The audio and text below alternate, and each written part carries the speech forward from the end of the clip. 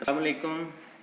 Professor سید ضیاء الرحمان گیلانی، صدر شعبہ Urdu, apex colleges, Urdu لازمی کے ساتھ آج موجود ہیں ہم، اور آج آپ سے شاق و شباق کے حوالے سے دیے گئے پیراگراف کی تشریح کو ڈسکس کیا جائے گا۔ ہمارا پہلا سبق ہے اسوہ حسنہ صلی اللہ علیہ وآلہ وسلم۔ لاسٹ لیکچر میں ہم نے اس کے خلاصے پر گفتگو کی تھی۔ اس لیکچر میں ہم اس سوال پہ غور کریں گے جو بورڈ کے اندر سوال آتا ہے ہمارے لیے، دیے گئے پیراگراف کی سیاق و سباق کے حوالے سے تشریح کریں، مصنف کا نام اور سبق کا عنوان بھی تحریر کریں۔ عزیز طلباء، یہ کل 15 نمبر کا سوال ہے۔ اس سوال کو لکھنے کا طریقہ کار یہ ہے کہ سب سے پہلے حوالہ متن دیا جاتا ہے، حوالہ متن میں سبق کا عنوان آتا ہے، اور ہمارے سبق کا عنوان ہے اسوہ حسنہ صلی اللہ علیہ وآلہ وسلم۔ اس کا 1 نمبر ہے۔ اس کے بعد مصنف کا نام آتا ہے، اور مصنف کا نام ہے سید سلیمان ندوی، اس کا 1 نمبر ہے۔ اس کے بعد ہم چلتے ہیں سیاق و سباق کی طرف۔ سیاق و سباق کو سمجھنا انتہائی ضروری ہے۔ یہ 3 نمبر کا ہوتا ہے یہ سیاق و سباق۔ سیاق و سباق میں بنیادی چیز جو بیان کی جاتی ہے وہ کچھ یہ ہوتی ہے کہ آپ جو پیراگراف دیا گیا ہوتا ہے اس کو بڑی توجہ کے ساتھ اور دل جمعی کے ساتھ پڑھیں، تاکہ آپ کو پتہ چل سکے کہ یہ پیراگراف کہانی کے کس جگہ سے لیا گیا ہے، اور مصنف اس سبق میں اس سیاق و سباق کے جو پیراگراف دیا گیا ہے اس سے پہلے کیا بیان کرنا چاہتا ہے اس کو 3-4 لائنوں میں آپ بیان کر دیں۔ اس کے بعد سباق ہے کہ مصنف اس پیراگراف کے بعد اس سبق کے اندر کیا بیان کر رہا ہے، آپ 3-4 لائنوں میں اس کو بیان کر دیں۔ یہ سیاق و سباق آپ کا 3 نمبر کا ہے۔ اس کے آگے تشریح ہے۔ عزیز طلباء، تشریح کے کل نمبر 10 ہیں، اور 10 نمبر حاصل کرنے کے لیے ضروری ہے کہ آپ کو اس کہانی کے لب لباب اور اس کا جو انداز مصنف نے اختیار کیا ہے، جو معاملات اختیار کیے ہیں، وہ سارے کے سارے ازبر ہونے چاہیے۔ تشریح کے اندر آپ نثر کی تشریح جیسے مرضی کریں، قابل قبول ہے، لیکن ایک بات ذہن میں رکھیے گا، واقعات کو درج کرنے کے لیے آپ نے ترتیب کو ملحوظ خاطر رکھنا ہے۔ جس طرح مصنف نے اپنی کہانی کے اندر واقعات کی ترتیب کو لکھا ہے، جو پہلے لکھا ہے اس کو پہلے لکھیں، جو بعد میں لکھا ہے اس کو بعد میں لکھیں، جو درمیان میں لکھا ہے اس کو درمیان میں لکھیں۔ اپنی طرف سے کوئی اس کی ترتیب کو تبدیل کرنے کی کوشش مت کیجیے گا۔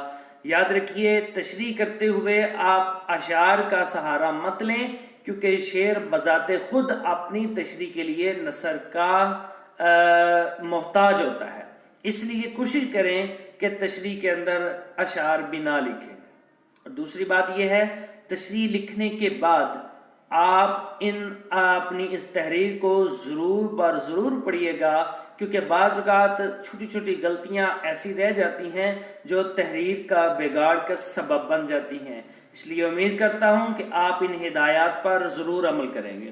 آگے ہم دیکھتے ہیں مختلف پیراجات جو آپ کی کتاب میں دیے گئے ہیں ٹیکسٹ بک میں، کہ کون کون سے اہم پیراگراف ہیں۔ عزیز طلباء، اگر آپ کو نظر آ رہا ہے اسکرین پر، تو سب سے پہلے آپ کی درسی کتاب کا پیج نمبر 1 ہے، اور اس کی پہلی لائن کے اوپر نمبر 1 لکھا ہوا ہے۔ یہ 3 لائنیں ہیں، اور آخر میں پیرا ایک دفعہ دہرائی کر دیتا ہوں تاکہ آپ کو پیراگراف کی سمجھ آ جائے۔ ابتداً خدا کی محبت کا اہل اور اس کے پیار کا مستحق بننے کے لیے ہر مذہب نے ایک ہی تدبیر بتائی ہے، اور وہ یہ ہے کہ اس مذہب کے شارع اور طریقے کے بانی نے جو عمدار نصیحتیں کی ہیں ان پر عمل کیا جائے، لیکن اسلام نے اس سے بہتر تدبیر اختیار کی ہے۔ اس نے اپنے پیغمبر صلی اللہ علیہ وسلم کا عملی مجسمہ سب کے سامنے رکھ دیا ہے، اور عملی مجسمے کی پیروی اور اتباع کو خدا کی محبت کا اہل اور اس کے پیار کا مستحق بننے کا ذریعہ بتایا ہے۔ یہ نشان لگا لیجیے اپنی کتاب پر، یہ پیراگراف نمبر 1 ہے۔ یہ بورڈ کے پوائنٹ آف ویو سے زیادہ اہمیت کے حامل ہیں۔ اس سے آگے ہی ریڈ پینسل سے نمبر 2 لکھا گیا ہے، آپ وہ بھی پیراگراف ذرا دیکھ لیں۔ اسلام میں 2 چیزیں ہیں، کتاب اور سنت۔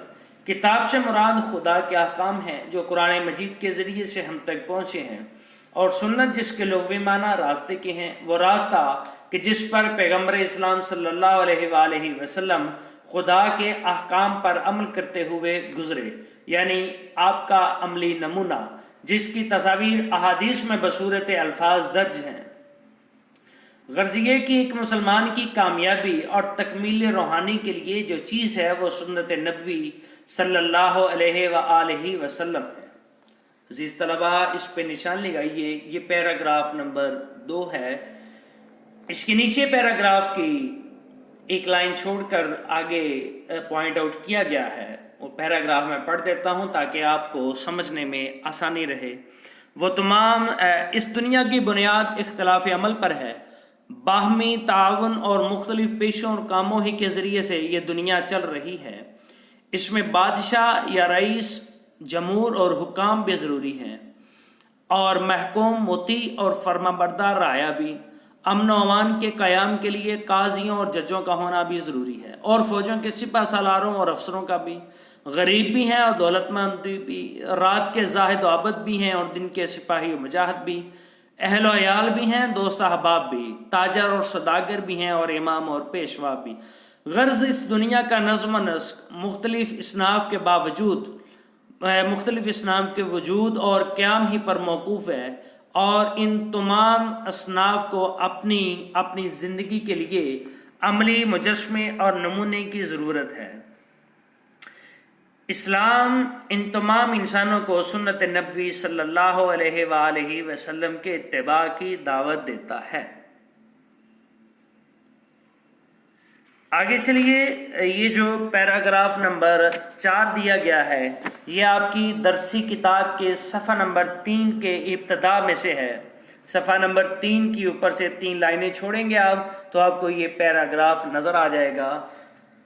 محمد رسول اللہ صلی اللہ علیہ وآلہ وسلم کا وجود مبارک ایک آفتاب عالم تاب تھا، جس سے اونچے پہاڑ، ریتلے میدان، بہتی نہریں، سرسبز کھیت اپنی صلاحیت اور استعداد کے مطابق تابش اور نور حاصل کرتے تھے، یا ابر باراں تھا جو پہاڑ اور جنگل، میدان اور کھیت، ریگستان اور باغ ہر جگہ برستا تھا، اور ہر ٹکڑا اپنی استعداد کے مطابق سیراب ہو رہا تھا۔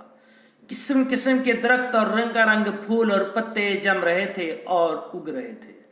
آخری پیراگراف ہے جو اسی کے بالکل نیچے ہے، نمبر 5۔ بادشاہ ہو یا گدا، امیر ہو یا غریب، حاکم ہو یا محکوم، قاضی ہو یا گواہ، افسر ہو یا سپاہی، استاد ہو یا شاگرد، عابد ہو، زاہد ہو یا کاروباری، غازی ہو یا شہید، توحید کا نور، اخلاص کی روح، قربانی کا ولولہ، خلق کی ہدایت اور رہنمائی کا جذبہ، اور بالآخر ہر کام میں خدا کی رضا طلبی کا جوش ہر ایک کے اندر کام کر رہا تھا۔ وہ جو کچھ بھی ہو، جہاں بھی ہو، یہ فیضان حق سب میں یکساں اور برابر تھا۔ راستوں، رنگوں اور مذاقوں کا اختلاف تھا، مگر خدا ایک تھا۔ قرآن ایک تھا، رسول ایک تھا، اور قبلہ ایک تھا۔ ہر رنگ، ہر راستہ اور ہر کام سے مقصود دنیا کی درستی، خلق کی ہمدردی، خدا کے نام کی اونچائی اور حق کی ترقی تھی۔ ان کے سوا کوئی چیز ان کے پیش نظر نہ تھی۔ عزیز طلبہ، انہی الفاظ کے ساتھ آپ سے اجازت چاہتا ہوں۔ آپ کا میزبان پروفیسر سید ضیاء الرحمن گیلانی، صدر شعبہ اردو، اپیکس کالجز۔